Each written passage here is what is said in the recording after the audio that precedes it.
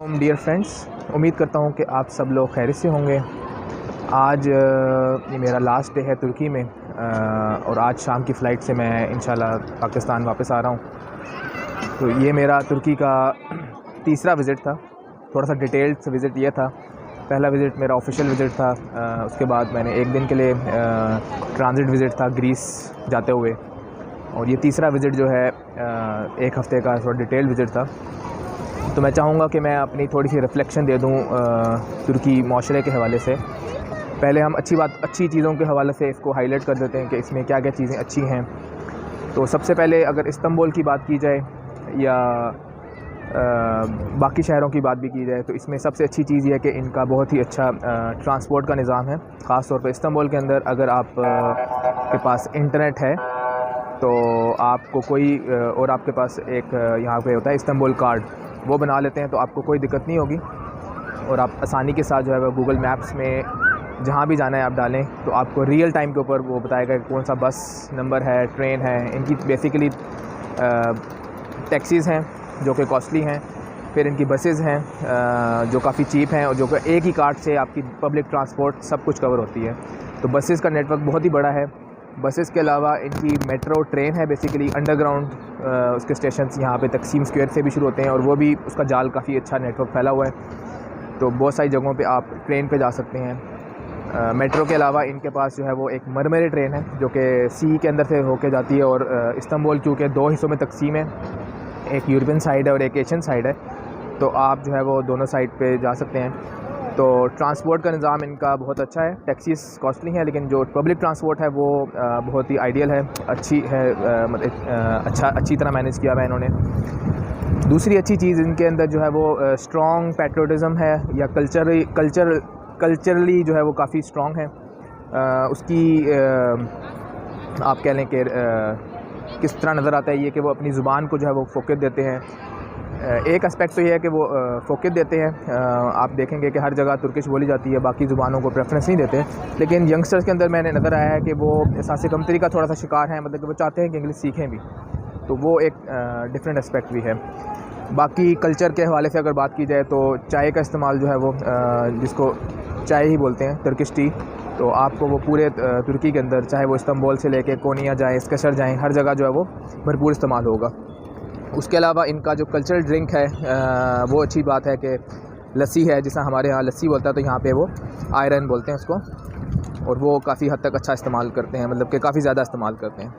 तो culturally strong है और वेलकमिंग लोग हैं, आपसे अच्छे तरह बात करते हैं, ठीक है। और अब इनकी नेगेटिव्स की बात भी कर लेते हैं। चूँकि हमारे यहाँ पाकिस्तान के अंदर एक बहुत बड़ा तबका जो है वो तुर्की को आइडियलाइज़ भी करता है और इनसे बहुत ज़्यादा तवक्कुआत भी रखता है, इनके पॉलिटिकल सिस्टम से भी और इनके पैशन से भी। लेकिन अब ये मेरे तीसरे विज़िट के बाद अगर मैं इसको अगर गौर से मैं देखूं तो इनकी जो नेगेटिव्स हैं ये कि कोई ख़ास उम्मीद मुझे तो नहीं है, और जो उम्मीद रखते हैं उनके लिए ये है कि जो इनकी जो लीडरशिप है वो भी कमोबेश हमारी लीडरशिप की तरह ही है, जिसमें बातें ज़्यादा हैं और इम्प्लीमेंटेशन कम है।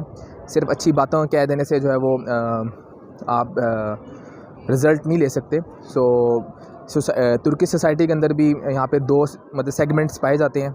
जो यूथ है ख़ास तौर पर वो उनकी जो फोकस है वो टूवर्ड्स वेस्ट है, जो यूथ है ख़ास तौर पर। उससे अंदाज़ा ये होता है कि जिस तरह अगर हम हिस्ट्री की बात करें, सुल्तान अब्दुल हमीद या ऑटोमन एम्पायर की बात करें, तो जो यूथ है वो उस तरफ बहुत ज़्यादा अट्रैक्टेड नहीं है एज़ कम्पेयर्ड विद जो करंट इनका जो सिनेरियो जब से चला आ रहा है। लेकिन जो सोसाइटी के जो बड़े सेगमेंट यानी कि ओल्ड एज हैं, यानी कि या मेरी एज फैक्टर के हैं या थोड़े से उम्र जिनकी ज़्यादा है, तो वो एक अच्छा रुझान रखते हैं, उनकी अच्छा पॉइंट ऑफ व्यू है टूवर्ड्स ऑटोमन एम्पायर।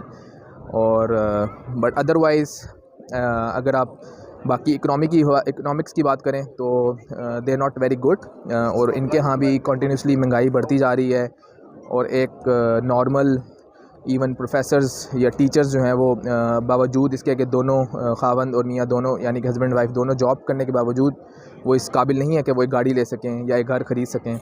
बाकी जो इकनॉमिक कंडीशन है वो that is not very good as compare to Pakistan. It is good but overall trend जो है वो अच्छा नहीं है, वो नेगेटिव ही है, डाउन साइड पे जा रहा है।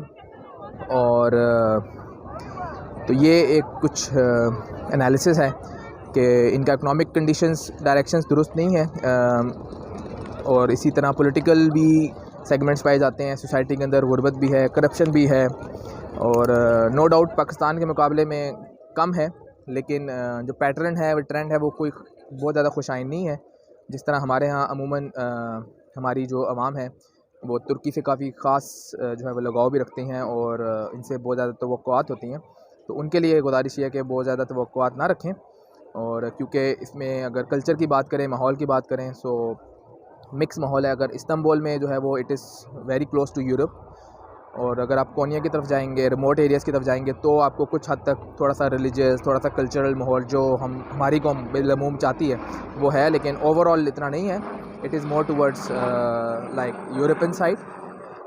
सो ये मेरी थोड़ा सा एक एनालिसिस था कि बहुत ज़्यादा पुरुमीद ना हो, क्योंकि हमारे यहाँ जो है वो हम तुर्की को बहुत हीरोइज़म के कॉन्सेप्ट पे लेके या हम तवक्को रखते हैं कि वो शायद दुनिया के मसाइल ये हल करेगी। सो एज सच कोई ख़ास तवक्कुआत मुझे नहीं है। नो डाउट कुछ सिस्टम्स में बहुत ज़्यादा अच्छी चीज़ें हैं, यानी कि ट्रांसपोर्ट सिस्टम इनका अच्छा है, कल्चरल के एतबार से अपने कल्चर को फॉलो करते हैं in terms of like having tea, lassi, और प्रमोट करते हैं। मसाजिद बहुत ज़्यादा हैं, ठीक है, अज़ानें हर जगह हो रही हैं, लेकिन अगेन रस्मियत के एतबार तक ही हैं। इनका जो सियासी निज़ाम है, इनका जो मुआशी निज़ाम है, और उसमें एज सच कोई इस्लामिक प्रिंसिपल्स उस तरह इम्प्लीमेंटेड नहीं है जिस तरह की हमें तो हमारी पाकिस्तानी अवाम ख़ास तौर पे तवक्को रखती है। तो so this is my short analysis. अगर आपको आपके ज़हन में आपका भी कोई एनालिसिस हो, आपका कोई विज़िट हुआ हो, या आपका कोई एक्सपीरियंस तुर्की के साथ हुआ हो, तो ज़रूर कमेंट्स में शेयर करें। सो इंशाल्लाह फिर मुलाकात होती है। Thank you very much. Allah हाफ़िज़।